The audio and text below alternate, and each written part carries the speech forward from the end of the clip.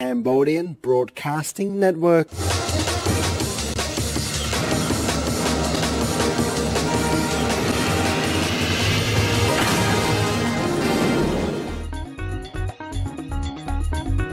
Five EBI FM 103.1 MHz.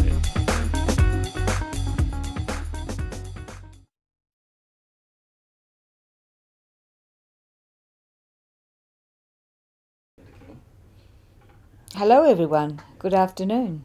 How are you? Good afternoon, Mayor Aldridge. Thank you once again for the opportunity to interview, to do the interview on 5 EBI Khmer radio program and also the Cambodian Broadcasting Network.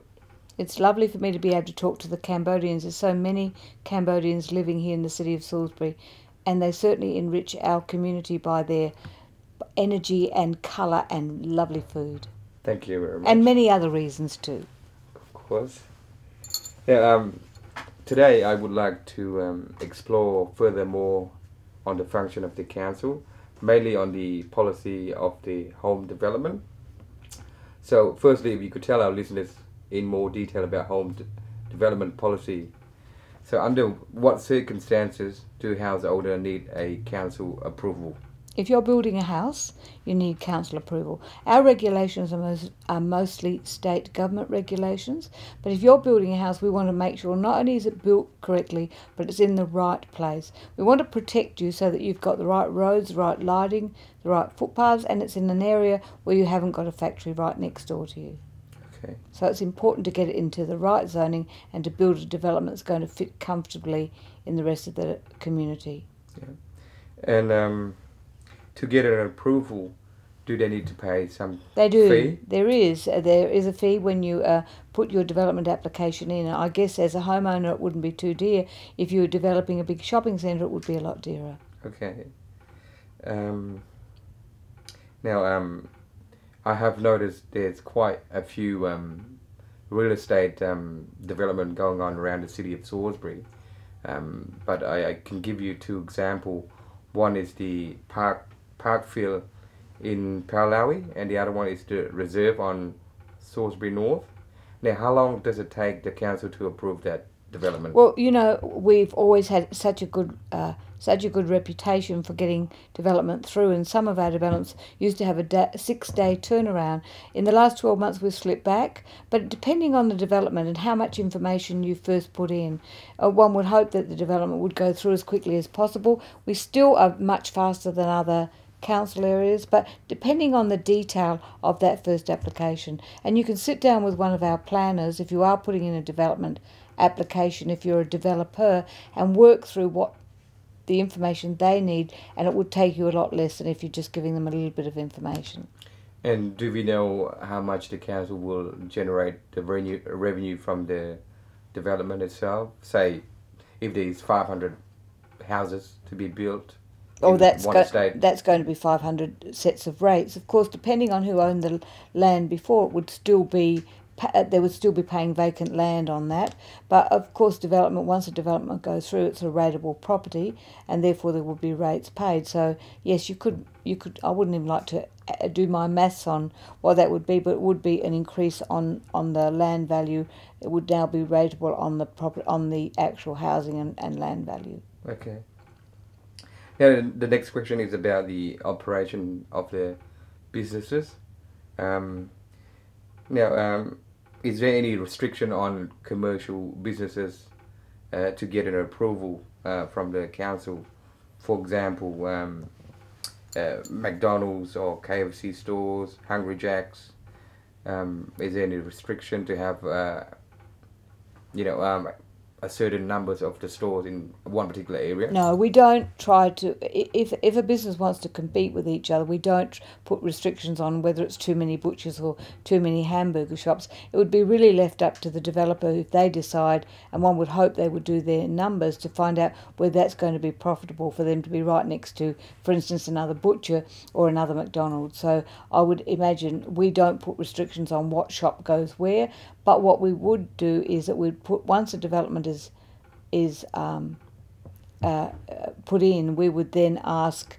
There are certain things, certain guidelines that we would follow, which would put out to the local residents how they feel about. They would be given the opportunity to put objections in if they didn't particularly like that business area. It would then go to the Development Assessment Committee, and they would make a decision on that. Now, that Development Assessment Committee is made up, or panel if you like, is made out of 4 councillors and 4 professional planners. So it's not a recommendation from council, but decision by a completely different, in a sense, state government panel that that can't be influenced by the local community. So they would look at the local community's objections and make their decision away from any decision of council.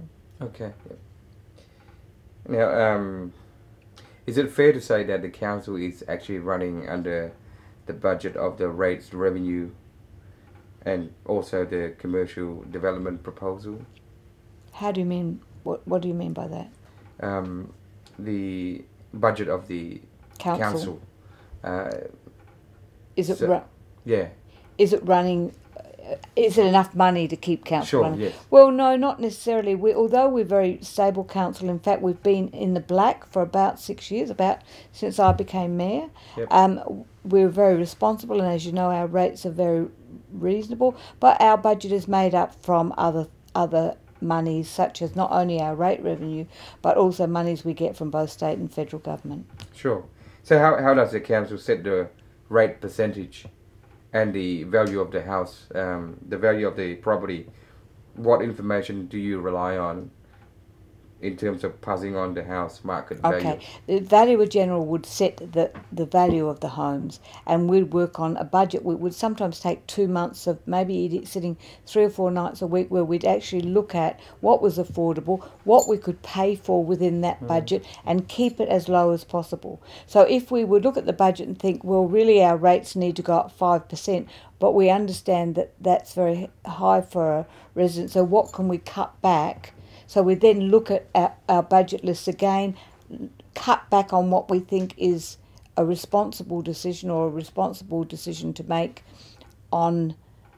We try to bring it down because we understand we live in an area where people can't necessarily afford the rates to go up too high. So I think we're about the 4th lowest in the state. So we try to keep them very realistic for people so they're affordable for people to pay. But that may take months because first of all we'd present a budget where we'd all say, right, this is what we want for our areas, each individual council. Then we'd work out what we need and what we want and what we were finally going to get, working on the rates we think our residents could afford. Yeah. And from time to time, the state government or federal government would assist the council with the budget as well? No, the federal government and the state government give us certain amount of monies to do certain amount of jobs for them, and that money would come in. Unless, for instance, the road monies have been cut back this year, and as you know, state government have cut back a lot of the funding. So we have to work our budget around that. We're all, the state government and federal government are the same as us. They're cutting their budget to suit what they need and want. So people have to be very responsible on what's affordable at the moment. Okay. Last question before you have the opportunity to talk about the election. I know the council election is coming very soon. It possibly might be the question of tax, but do we know the city of Salisbury, how much in tax do we pay every year to the federal government? You know what, I don't know. I don't believe we pay. I mean, obviously we pay GST and other taxes like that, yeah. But I don't think that local government actually pays a tax to federal government. They pay GST levies and things like that. I mean the resident. Oh, the residents. How much? The I wouldn't know. I wouldn't even like to Yeah. guess. I think you'd have to ask one of the federal members to give you an idea of it, and whether I'm sure they've got the figures, but we all think it's too much, don't we? Yep. Okay, so let's talk about the election, the council election, and you are running for the mayor again this year. Would you have a message to the Cambodian community? I would. we're very lucky in Salisbury. Our community is rich by 180 different cultures, Cambodians being a really strong part of that.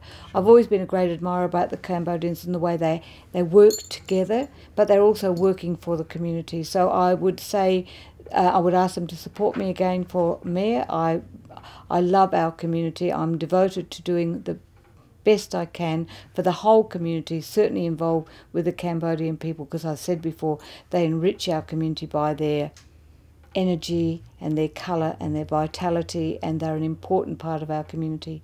I'm passionate about this city, and I'm passionate about the multicultural part of our city, so that we're all enriched by that. We're enriched in so many different ways. So yes, please vote for me for mayor. I think that I will continue to work for the Cambodian people. Would you give us a date, and is it voting by post? Okay, it is postal voting. You will get a letter in your post, in your letterbox between the 20th and the 24th of October. You will have the opportunity, you will need to fill it in and sign it, pop it back into the post box, well, the local post box, not your post box, yeah. And the votes will be counted by the 7th of November. Okay. And I believe you're standing for council. We'd love to have a multicultural council and get you involved and get you on council. So I hope the Cambodian people are going to stand behind you and come out and vote for you too. Thank you. I thought I'd give it a chance to get some experience, get the opportunity as well. And it is an experience. It's a wonderful experience. It's great for your future if you want to, whatever you want to do in life. To start off in local government would be just a great opportunity. We are such a multicultural country, and we are so privileged to be a multicultural community and country, and we need more Cambodians and more different nationalities on our council, in our parliament and in our federal parliament. So welcome aboard. Thank you. Thank you very much, Mayor Aldridge, for the opportunity today, and all the best for the election. And all the best for you too. Thank you.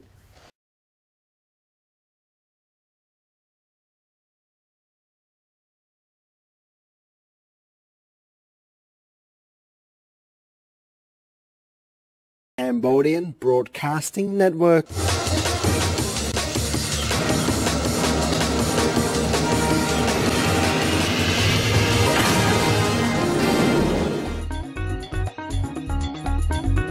Five EBI FM 103.3